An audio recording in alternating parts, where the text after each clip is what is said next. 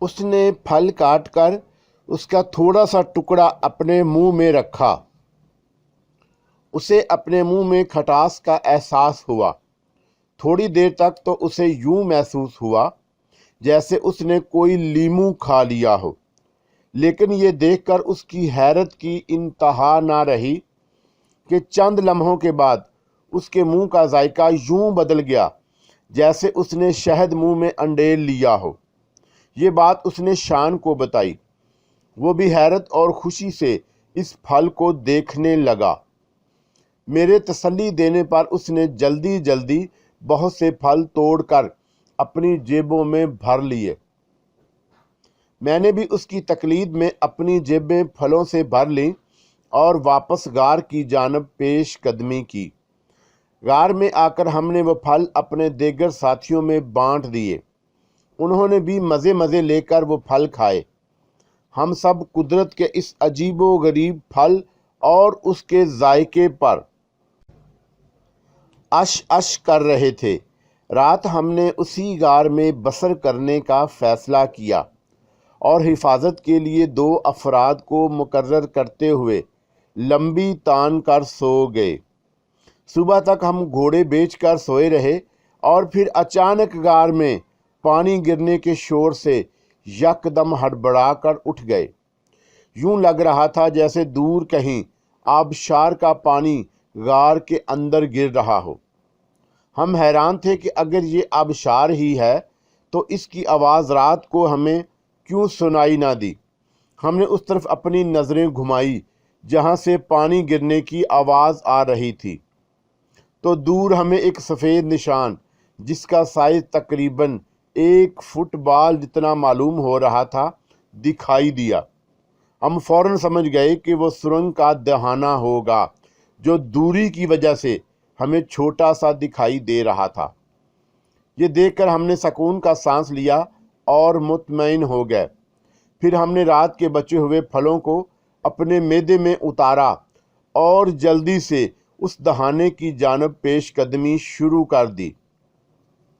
دن کی روشنی پھیلنے کے باوجود غار میں ملجگا سا اندھیرا پھیلا ہوا تھا اور جا بجا پتھر بھی ہمارے پاؤں سے ٹکرا رہے تھے۔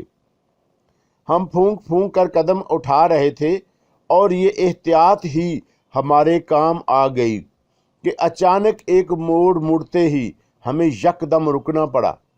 ہمارے سامنے ایک بہت بڑی کھائی تھی جس کا پاٹ کم و بیش 20 فٹ کے قریب ضرور ہوگا۔ اگر ہم احتیاط سے کام نہ لیتے تو اس وقت ہمارے جسم کا گوشت ٹکڑوں میں تقسیم ہوئے ہزاروں فٹ گہرائی کھائی میں پڑے ہوتے۔ ہم نے کھائی کے چاروں طرف نظریں دوڑائیں کہ شاید ہمیں کوئی راستہ دہانے کی جانب جانے کے لیے مل جائے، مگر مدھم روشنی میں آنکھیں پھاڑ پھاڑ کر دیکھنے کے باوجود ہمیں کہیں سے بھی کوئی رخنہ یا پٹی دکھائی نہ دی جس کے سہارے ہم اس کھائی کو پار کر کے دہانے کی جانب بڑھ سکتے۔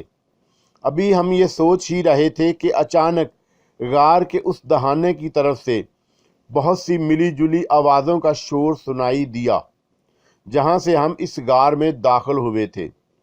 یہ دیکھ کر خوف و دہشت سے ہماری سانسیں رک گئیں۔ ہم فوراً سمجھ گئے کہ ہو نہ ہو یہ اسی قبیلے کے وحشی ہیں جو ہمیں ڈھونڈتے ہوئے اس غار تک آ پہنچے ہیں۔ ہم نے اپنے بچاؤ کے لیے ادھر ادھر نظریں دوڑائیں اور پھر ہمیں سامنے دائیں رخ ایک تنگ راستہ اندر جاتا دکھائی دیا۔ ہماری سوچنے سمجھنے کی تمام صلاحیتیں سلب ہو چکی تھی، اس لیے کچھ سوچے بنا ہم نے اس تنگ راستے کی جانب دوڑ لگا دی۔ یہ تقریباً 20-22 ننگ دھڑنگ وحشی تھے جنہوں نے درختوں کے پتوں سے اپنے جسموں کو ڈھانپ رکھا تھا اور چہرے پر سرخ اور پیلے رنگ سی دھاریاں بنائی ہوئی تھیں۔ ان کے ہاتھوں میں زہر پھینکنے والی نلکیاں اور چہروں پر خباثت چھائی ہوئی تھی۔ ان کی حرکات سے یوں محسوس ہوتا تھا جیسے انہیں کسی کی تلاش ہے، اور اگر وہ اسے مل گیا تو وہ اسے کچا چبا جائیں گے۔ ان میں شامل ایک بوڑھا جس کے ہاتھوں میں پرندوں کی کھوپڑیوں کی بنی ہوئی ایک مالا لٹک رہی تھی، تیزی سے کچھ سونگھتا ان سے آگے چل رہا تھا اور ان کا رخ سیدھا غار کی طرف ہی تھا۔ یوں لگتا تھا جیسے اسے غار میں سے ان کی خوشبو آ رہی ہو، اور پھر وہ دوسرے ویشیوں کو لیے غار کے اندر داخل ہو گیا۔ غار میں موجود ہوئے پھلوں سے ظاہر ہوتا تھا کہ جیسے کوئی یہاں ٹھہرا ہو، اور یہ دیکھ کر اس بوڑھے نے اپنے ویشیوں کو اپنی زبان میں کچھ کہا، جسے سن کر ان میں سے 3 ویشی غار کے اندر چلے گئے۔ بقایا ویشی وہیں زمین پر بیٹھ گئے۔ کچھ ہی دیر میں وہ ویشی بھاگتے ہوئے ان کے پاس آئے اور انہیں کہا، جسے سن کر وہ بھی تیزی سے دوڑتے ہوئے غار سے باہر نکل گئے۔ تنگ راستہ مزید تنگ ہوتا جا رہا تھا، لیکن ہم بنا رکے سیدھے بھاگتے چلے جا رہے تھے۔ تقریباً 1 میل تک دوڑنے کے وجہ سے ہماری سانس دھونکنے کی مانند چل رہی تھی، لیکن ہمیں اپنی جانوں کی فکر تھی، اس لیے اپنے بچاؤ کے لیے بھاگتے رہے، اور ہم جلد از جلد اس علاقے سے دور نکل جانا چاہتے تھے۔ ویشی چونکہ اس علاقے کے باشندے تھے، اس لیے ہمیں فکر تھی کہ کہیں وہ ہماری بو سونگھتے ہوئے ہمارے پیچھے نہ آ رہے ہوں، لیکن اتنی دیر بھاگتے رہنے کے باوجود ابھی تک ہمیں سرنگ بھی بھاگتے ہوئے صرف اپنے قدموں کی آوازیں ہی سنائی دے رہی تھی۔ ویشیوں کی طرف سے تسلی ہوتے ہی ہم نے کچھ دیر آرام کرنے کا سوچا تاکہ دوبارہ تازہ دم ہو کر اپنا سفر شروع کر سکیں۔ سرنگ میں اب سامنے سے تازہ ہوا کے جھونکے آنے لگے۔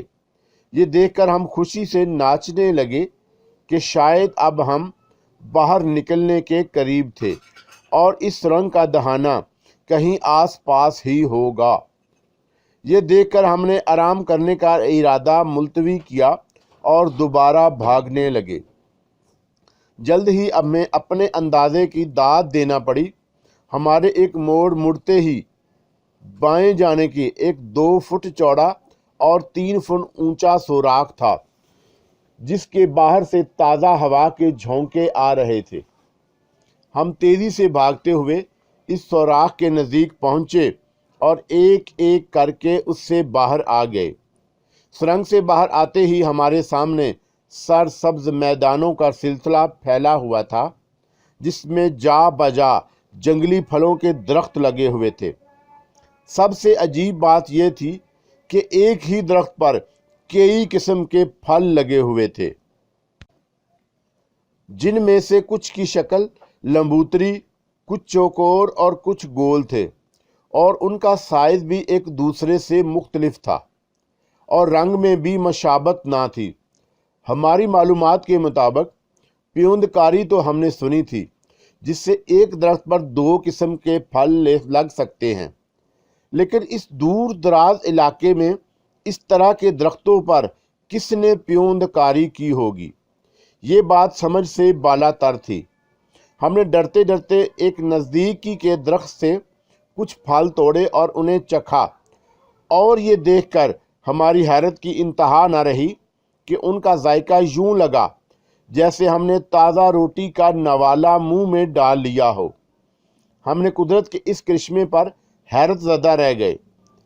ہم سوچ بھی نہ سکتے تھے کہ دنیا میں کہیں ایسے درخت بھی پائے جاتے ہیں جن کے پھلوں کا ذائقہ روٹی کی طرح کا ہو۔ بہرحال حقیقت ہمارے سامنے تھی اور ہم اس حقیقت کو جھٹلا نہیں سکتے تھے۔ ہم نے جلدی جلدی بہت سے پھل توڑے اور اپنی جھولیوں اور جیبوں میں بھر لیا۔ ان پھلوں کی وجہ سے کم از کم ہماری بھوک کا مسئلہ حل ہو گیا، ورنہ اس ویرانے میں ہمیں خوراک کہاں سے دستیاب ہوتی۔ خزانہ ہم نے وہیں غار میں ہی محفوظ کر دیا تھا۔ اگر قسمت نے ساتھ دیا تو دوبارہ واپس آ کر اسے لے جائیں گے، مگر اس وقت تو اپنی جان بچانے کے لالے پڑے ہوئے تھے۔ اس خزانے کو کہاں گھسیٹتے پھرتے، اس لیے ہماری جانیں इस खजाने से कहीं ज़्यादा कीमती थी। मैदानों में लगी हरी भरी घास बहुत भली लग रही थी और दूर तक ऐसा लग रहा था जैसे किसी ने सब्ज रंग का कालीन जमीन पर बिछा दिया हो। हम जल्द अज जल्द यहाँ से किसी महफूज जगह पहुँच जाना चाहते थे, क्योंकि जिस तरह हम इस सुरंग के रास्ते यहाँ निकल आए थे, उसी तरह वो वैश्य भी किसी वक़्त हमारे सिरों पर पहुँच सकते थे।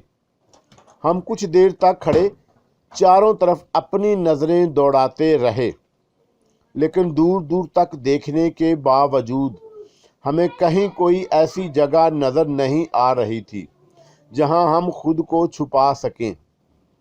इस अरसे में सूरज हमारे सरों पर आ पहुंचा था और हम अभी तक इसी शशोपंज में थे कि कहाँ जाएं। मुझे सबसे ज़्यादा फिक्र अपने देगर साथियों की थी जो अपने बीवी बच्चों को पीछे छोड़कर हमारे साथ आए थे और तमाम मुश्किलात को झेलने में हमारा भरपूर साथ दे रहे थे। फिर एक फैसला करते हुए हम नाक की सीध में एक जानब बढ़ गए। हमने सोचा कि देखते हैं ये मैदानों का सिलसिला कहाँ तक चलता है। अगर नसीब में ज़िंदगी लिखी है तो दुनिया की कोई ताकत हमें मौत के मुंह में ना जाने देगी। 3 घंटों तक पैदल चलते रहने से हमारी हालत पतली हो रही थी, पाँव मन मन के हो गए थे। दिल चाह रहा था कि हम लंबी तान कर सो जाएं, लेकिन ये सब कुछ सिर्फ सोचने की हद तक ही ठीक था, क्योंकि इस वक्त हम बारूद के ढेर पर बैठे थे। वो वैश्य किसी भी वक्त हमारे सरों पर पहुंचकर हमें मार सकते थे, इसलिए मुसलसल चलना हमारी मजबूरी था।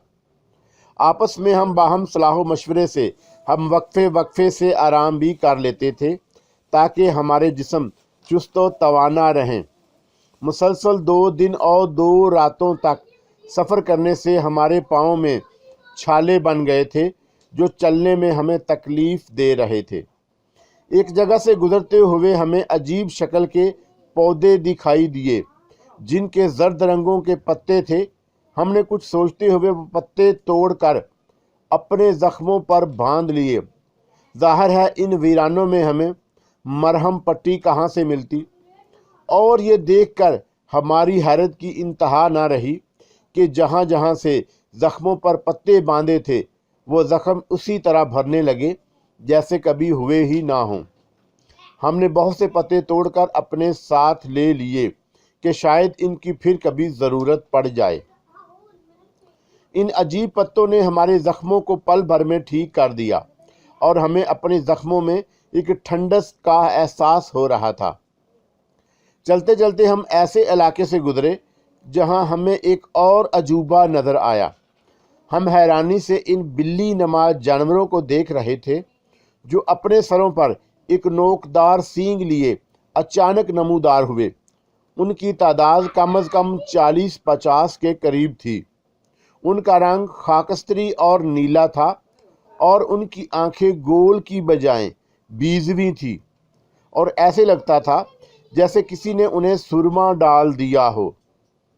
बड़ी अजीब नस्ल के जानवर थे जो आसपास मौजूद छोटे छोटे पौधों पर लगे अमरूद की शक्ल के फल यूं रगबत से खा रहे थे जैसे वो उनका मनपसंद खाना हो।